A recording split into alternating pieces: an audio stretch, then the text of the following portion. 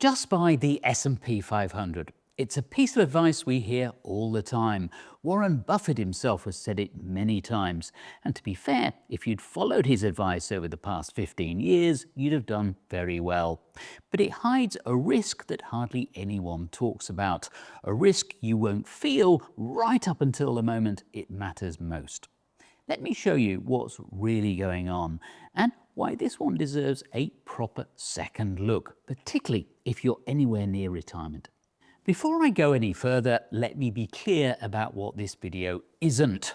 I'm not going to tell you to sell anything. I'm not predicting an American crash. This is an evidence-based pro-indexing channel, and none of that is about to change. If you own an S&P 500 fund, you haven't done anything stupid. What I am going to show you is why one of the most popular funds on the planet is far less diversified than the people buying it seem to believe. So why is everyone so sure about the S&P 500? Simple, it's been winning.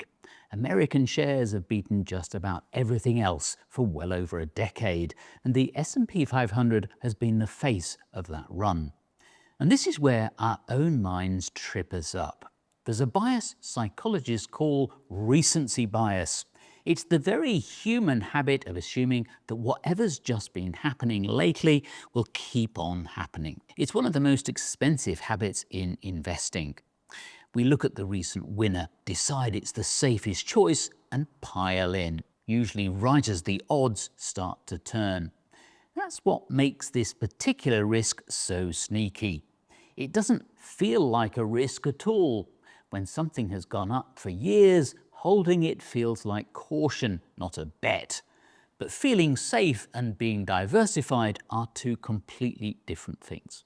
When you buy an S&P 500 index fund, it feels like you're spreading your money around. 500 companies, how much more diversified could you possibly get? But the S&P 500 isn't the market. It's 500 companies from one country, and lately it's really a bet on a small handful of them.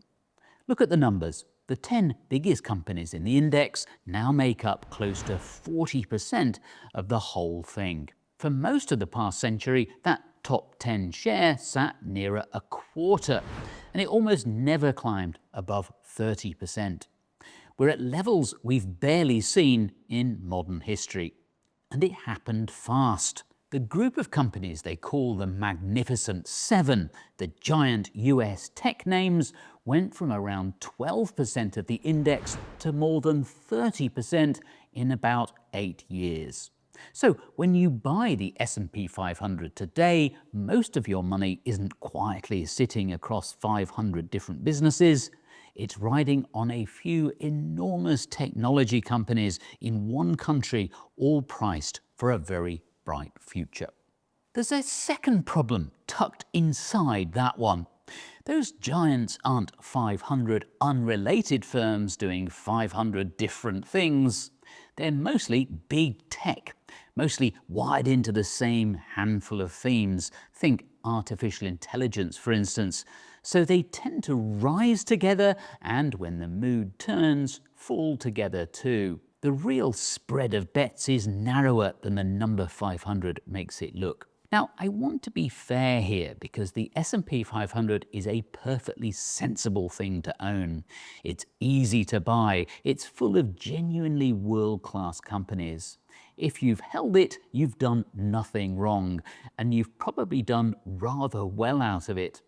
The point isn't that the S&P 500 is bad. The point is that it isn't what a lot of people think it is. You thought you diversified. What you've actually done is place one big concentrated bet on a single country and increasingly on one corner of that country's stock market, which is completely fine as long as you know that's the bet you're making. Most people simply don't. So, how much does any of this actually matter? Let me give you the evidence. Then a fix that's almost embarrassingly simple. Start with a decade a lot of people have quietly forgotten. From the start of 2000 to the end of 2009, the S&P 500 lost money. With dividends included, it went backwards by roughly 1% a year for 10 straight years. That's one of only 2 negative decades the index has had since records began in the 1920s. And this is the part that matters most. It's not that shares everywhere did badly. International shares did well. Emerging markets did very well indeed. Even an equal-weighted version of the S&P 500, literally the same 500 companies just without the giants dominating everything, returned around 5% a year, while the version most people actually owned went backwards. So the problem that decade wasn't the 500 companies, it was the concentration. It was leaning so hard on the biggest names. Then it all flipped. Over the following decade, US shares came roaring back, better than 13% a year, which is exactly the point. Leadership rotates. It moves between countries, between big companies and small, between styles of investing. And nobody reliably knows when the next handover is coming. That's the whole reason you don't want everything you own riding on one horse. If you want to see how long that can last, look at Japan. In 1989, Japan was the market everyone admired. 32 of the 50 biggest companies in the world were Japanese. Then its bubble burst, and it took the Japanese stock market 34 years to climb back to where it had been. 34 years, a whole working life. Now, I'm not saying America is Japan. It isn't. Japan in 1989 was a wild, once-in-a-generation bubble, and today's US market is a very different beast. So don't hear this as the US is about to collapse. Hear it as something more useful. This market simply can't lose is a sentence investors have said before about the biggest, proudest market of the day, and they've been wrong about it for a very, very long time. Now, this is especially important if you're at or near retirement. While you're still working and paying in, a market fall is almost a gift. You keep buying at lower prices and you've got years for things to recover.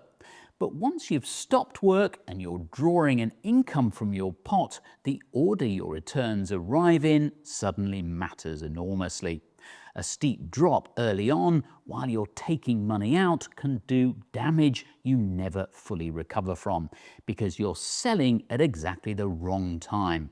There's a name for this.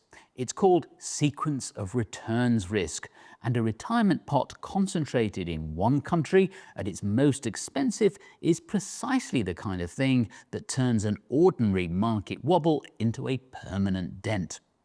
So what do you actually do about it? The fix is almost boringly simple. Instead of a fund that owns one country, you hold one that owns the whole world, a simple global index fund. It's still low cost, it's still passive, you're not picking stocks, you're not timing anything, you're not becoming a trader, you're just owning the global market instead of one slice of it. And this is the reassuring bit if part of you is worried this means turning your back on America. It doesn't, because the US is still around 2/3 of the entire world's stock market by value. A global fund keeps most of your money in exactly those American companies anyway. You're not betting against the US, you're just refusing to bet only on it. You keep America. You simply stop putting every last egg in that one basket. I can't tell you what's right for you. This is general information, not personal advice, and the value of investments can fall as well as rise.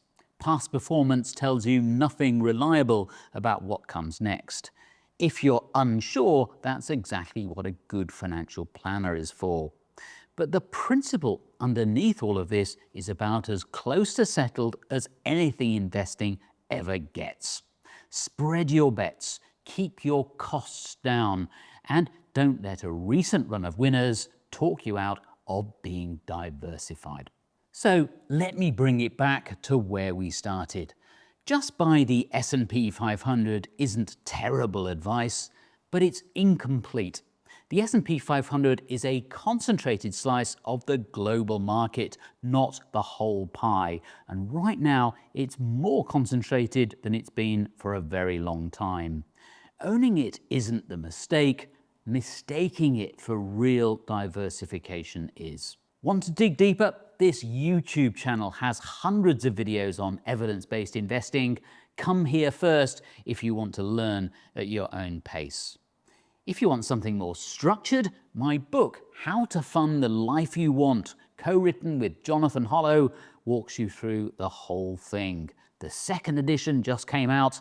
It's practical and direct, no fluff, no sales pitch. The link is in the description. But if you'd rather not go it alone, find an advisor who actually gets this stuff. Head to evidenceinvestor.com. Click Find an Advisor and we'll match you with someone who can steer you through it without the conflicts or the nonsense. Again, you'll find the link below. Thanks for watching. See you in the next one.